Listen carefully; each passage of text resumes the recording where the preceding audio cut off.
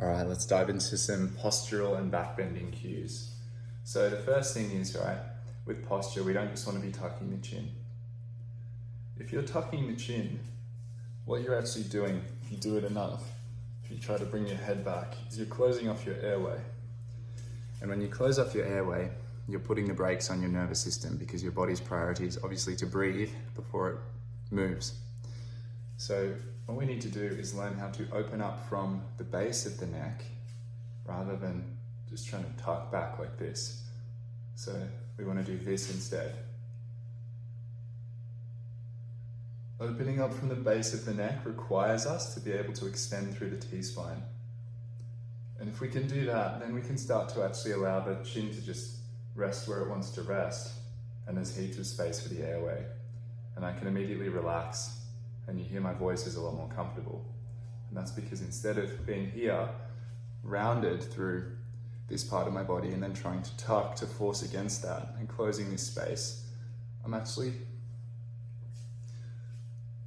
opening the space between chin and ears, or chin and back of the neck.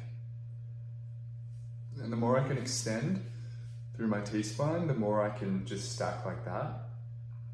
And this T-spine extension is going to help me if I want to further back bend. It's engaging the right tissues and it's tensioning the right places on the front of my core to help me further extend like this without losing my lower back and dumping there, and while staying connected in the front body, spacious in the heart and spacious in the neck.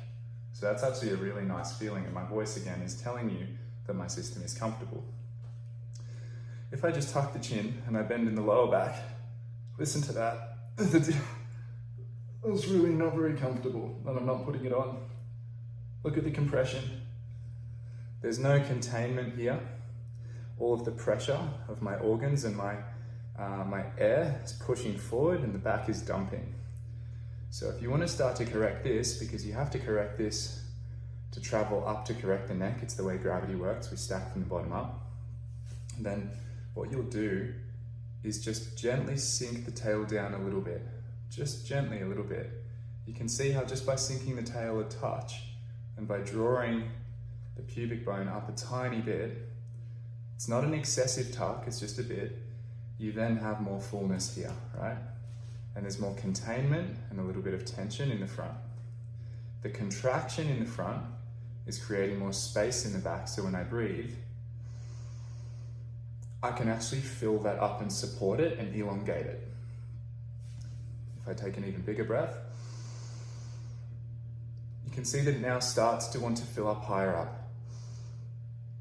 This wants to start lifting, and that's good. We want this space between chest and lower back, or between kidneys and heart, to be nice and full, both in posture and in back bending.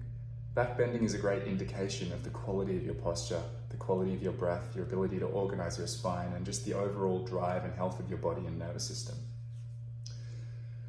So if I can do this, breathe into this space, then I can let my airway be even more open. But see, look how upright I am. I'm not tucking my chin, I'm very upright, and I actually feel like there's a line through the middle of my body getting really long, right up to my ears, and the ears are the top point. And from the ears, I can let my chin drape down. So it's like I'm stretching my spine into elongation up the back of my body, and I'm allowing my chin to drop. And there's many reasons why this feels great, but if I then explore doing some back bends, then what you'll notice is I can lift from here. I'm lifting from the base of my neck and I'm broadening through my chest, lifting up, and that lifting up allows my chin to still be all good.